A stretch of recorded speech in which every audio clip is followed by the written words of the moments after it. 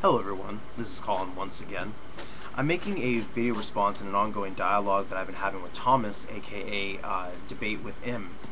Thomas, thank you for your response, and I'm glad we can continue the discussion. However, I would like to just say that this is probably going to be the last video that I make on this topic with you, because I think that I've said all the evidence I've presented is pretty much all I have to say about this. Now, with regards to let's see here. You mentioned Surah 36, Ayah 16, where you say that Muhammad is going against the Quranic command that he shouldn't recite poetry, and you take exception to the Tafsir of Ibn Abbas. Now, I will put the link for the Tafsir of Ibn Abbas in the description section, along with the other links and evidence that I'm going to provide. Now, Ibn Abbas you do quote it correctly. You do quote Ibn Abbas correctly, but there is one thing that you have to realize, is that there are more than one tafsirs, and some tafsirs are very vague, and some are expand upon what other people have come to a consensus on certain topics. Now, Ibn Abbas does say that the Prophet, he's not a poet, and it says that he was not one who did poetry or was taught in poetry. Now, Ibn Kathir, and I'll put the link for this as well, he expands upon this. It says, "And we have not taught him poetry, nor is it suitable for him." Allah tells us that he had not taught his Prophet Muhammad poetry. "Nor is it suitable for him" means he did not know how to compose it, he did not like it, and had no natural inclination towards it. It was narrated that he never memorized a stanza of poetry with the correct meter or rhyme. He would transpose words or memorize it completely. And Ad-Dalal al-Bahidi recorded that the Messenger of Allah said, "Al-Abbas Ibn Midras as-Salami, may Allah be pleased with them, you're the one who said, 'Do not disturb my booty and the booty of the servants between al-Aqra and Ayina.' He said, 'It is Yanina and al-Aqra.' He said, 'It is all the same.'" It means that the same thing, and Allah knows best, is because Allah taught him the Quran. And then it says, "Which falsely cannot come to it from behind it, sent down by Allah, all wise, all worthy of all praise." That's from Surah 41, Ayah 42. And it says, "This is not poetry, as some of the ignorant disbelievers of the Quraysh claim. Neither is it sorcery or fabrication or magic spell, as the misguided ignorant people veraciously suggest. The Prophet was naturally disinclined to compose verse, and was forbidden to do so by divine law." So here we have some very major statements by Ibn Kathir, is that the Quran is not mere poetry. It's not poetry. It's a divine book. And so therefore, to say that it is poetry is an incorrect statement which the ignorant disbelievers made of old. And it says that the Prophet was not a poet. He was not a trained poet. He was not inclined to write poems. And indeed, all the hadiths I gave you in my previous video response to you was he would quote, or he would encourage people to recite poems. He did not compose his own poetry. And there's no evidence of that, because he was not a poet. This is why it really shocked a lot of the poets of his time, because he, being a mere man and not trained in poetry, he was illiterate, he could not read or write. This is why it shocked them, because this was surpassing anything that they had written. Now, you say that Surah 111 says negative things, so therefore it's negative poetry. Well, as I just said, in Islam, the Quran is not considered a book of poems. If it was a book of poems, you're right, this would be negative. This is characterizing relatives of the Prophet who abused him. It's commenting on their fate, that they will be destined for hellfire if they continue doing these evil deeds. But it's not poetry. Again, you are assuming the Quran is a book of poems, even though I know you didn't say that. But again, if you're going to say this is negative poetry, you are indeed assuming that, in my opinion. He was called a mad poet, you're right, but the Quran says that he was not a mad poet. Allah comes to his defense every time.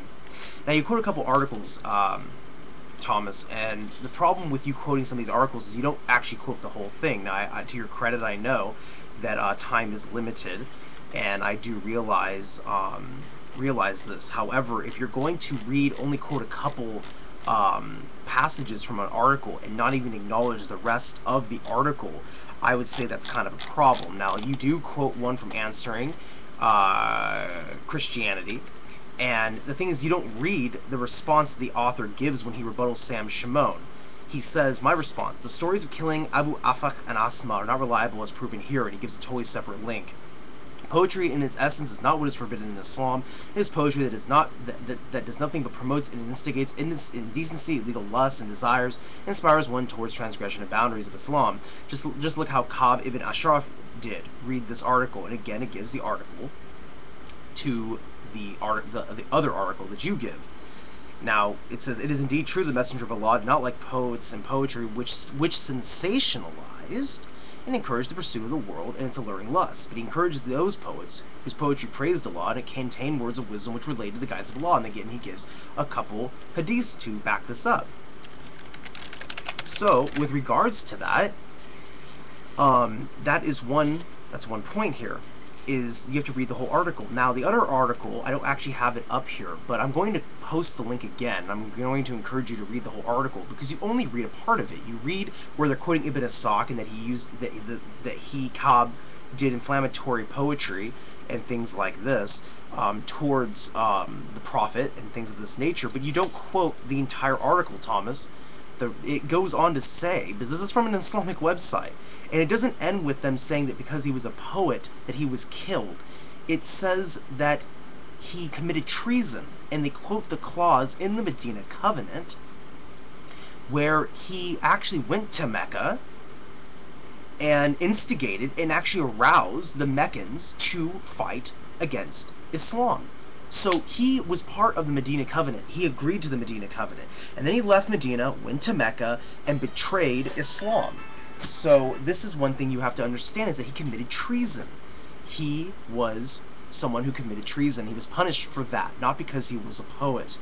You have to read the whole article. And even the article you post says this, but you don't even mention the rest of it. You just quote the fact that he was a poet and that he did inflammatory poetry. But you don't even quote the rest of the article. So I'm going to repost the links you gave and encourage everyone to read the full article. Now, you say that it's not a fair challenge because you have to understand Arabic. Well, if you're going to produce a surah like the Quran, it was revealed in Arabic. Therefore, it would have to be in classical Arabic if it's going to be like it. That is a very logical concept. Now, again, Thomas, this is, again, the last video I'm going to make, because I can't really go much further with you on that part of the conversation because I don't know Arabic. I appreciate you calling me an intelligent person. Thank you for that. But if you actually look at the comment section of my first response to you, look at what a lot of my Arab-speaking viewers and subscribers are saying about this. They're saying that it's a hoax, that it's pathetic, that even in Arabic, classical or modern, it does not even meet the standards or the beauty or the rhythm of the Quran.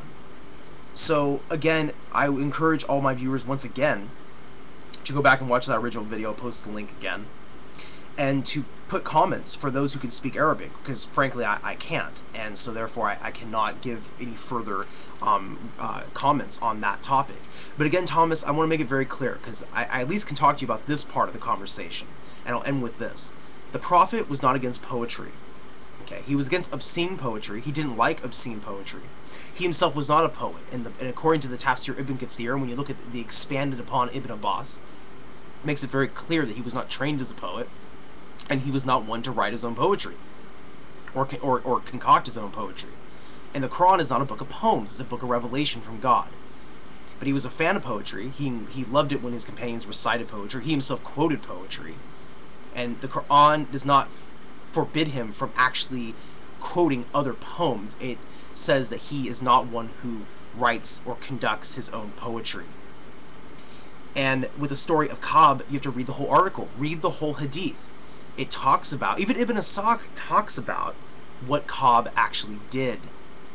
He betrayed the Medina Covenant. He committed treason. This is why he was killed. You have to read the whole article. Don't just quote part of it and then pass it off on your own judgment. So anyway, I hope I'm not too harsh in this video, Thomas. Again, I know that you're just trying to seek the truth along with everybody else, but I encourage everyone to read the whole article before you actually come to some sort of conclusion, because after I read both articles, I didn't come to the conclusion that he was killed because he was a poet. And that's what I have to say about your evidence. So I'll post all the links in the description section. Again, this is my last video on this topic.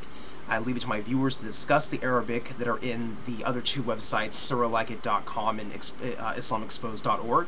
Please leave your comments on what you think of these websites. And thank you. Peace be with you all.